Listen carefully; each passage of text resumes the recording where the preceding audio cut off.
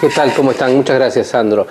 Se está definiendo finalmente el panorama político nacional. Se saben los nombres de los candidatos a vicepresidente de todas las fórmulas que serán de la contienda.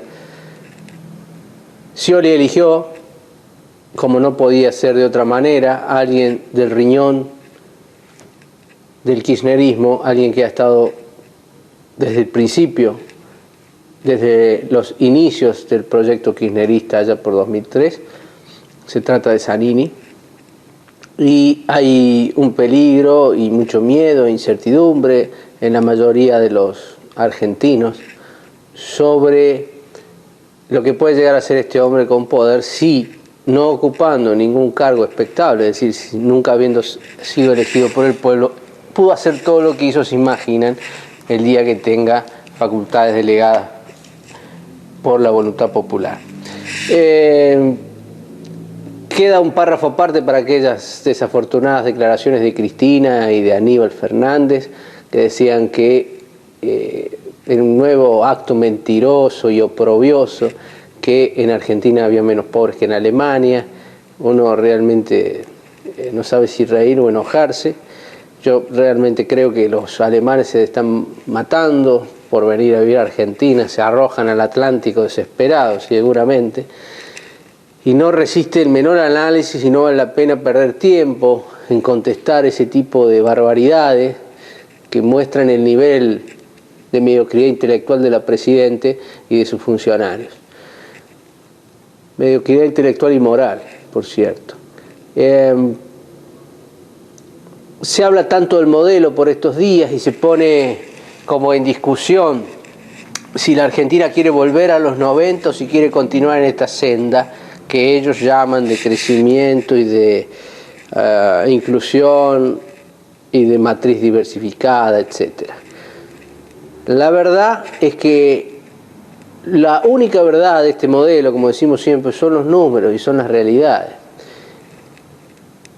En la década del 90, pese a todos los errores que se cometieron, había más libertades, había más tolerancia y había un rumbo claro de la Argentina insertándose en el mundo, y hoy una Argentina, por el contrario, sin rumbo, sin libertades y con una Argentina aislándose de Occidente. ¿Qué es el modelo? Y el modelo es, por este manejo irresponsable de los roles y las funciones del Estado que lleva adelante los funcionarios kirchneristas, el modelo se sustenta con bancos que no pagan impuestos a las ganancias, es decir, el dueño del banco no paga, pero sí los empleados de ese banco pagan impuestos a las ganancias. Los casinos no pagan impuestos a las ganancias y sí pagan los obreros industriales calificados impuestos a las ganancias.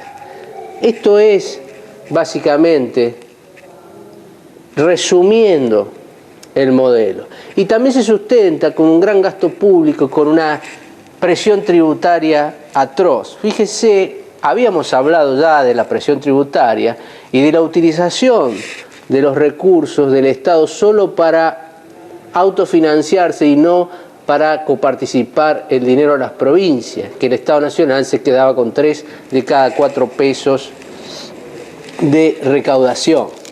Fíjense este gráfico que les traje, que dice bien claramente cuántas horas gasta o pierde un argentino medio en pagar impuestos.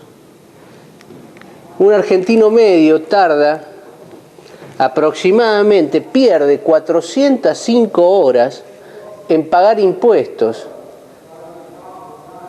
405 horas anuales en pagar impuestos, cuando el promedio de la Organización Mundial, de los países que integran la Organización Mundial de Comercio, es de 175 horas. Fíjense cómo nuestros vecinos, Uruguay y Chile, están por debajo de estos parámetros. Y estas son las trabas que pone el Estado Nacional a los generadores de riqueza. Los funcionarios son los únicos privilegiados. Ese es el modelo. Y fíjense esto, que vuelve a mostrar, a ratificar lo que es el modelo. Hemos hablado varias veces ya del gasto público y estos nuevos gráficos de IDESA que nos muestran cómo evolucionó el gasto público desde 2004 al 2014, no estamos considerando 2015 todavía. Fíjese que cuando en el 2004 el gasto público era de 19 puntos del PBI, hoy es del 33 puntos del PBI, y ese aumento se financia con un aumento de impuestos, es decir, aumentó la presión tributaria, aumentaron las transferencias del Banco Central y del ANSES al Tesoro Nacional, lo cual también no está bien. Está mal porque le quita autonomía al Banco Central y le quita el dinero al ANSES, que está para la seguridad social, no para financiar el Tesoro, y aumentó el déficit fiscal en 4.7%. ¿Qué quiere decir que aumente casi 5 puntos el déficit fiscal? Que aumente casi 5 puntos el PBI. Y significa, te acordás que te contábamos, que el PBI argentino y la recaudación tributaria anual era de 1.2 billones de pesos, la recaudación tributaria anual era de 1.2 billones de pesos aproximadamente.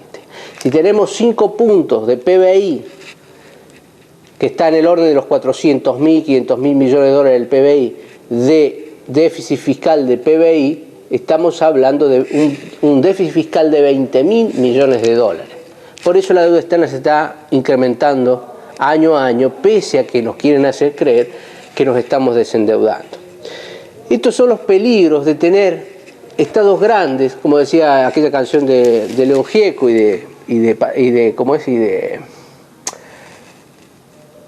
de la Negra Sosa, ¿no es cierto? Es un monstruo grande y pisa fuerte, un Estado grande que pisa fuerte, el peligro que encarna que la corporación política y la corporación estatal estén por encima de los derechos ciudadanos. A ese respecto yo he escrito una nota en el periódico El Mercedino esta semana, que la pueden leer, en conmemoración del cumplimiento de los 800 años de la sanción de la Carta Magna, está en el segmento de opinión, y es un poco una declaración de principios en el que llamo la atención sobre el peligro que encarna que la corporación política y el monopolio estatal sean muy grandes y quiten las libertades individuales, que es tan peligroso y tan grande como a veces el monopolio financiero, el monopolio económico, que también pueden privar de sus derechos a los consumidores y atentar contra las democracias occidentales.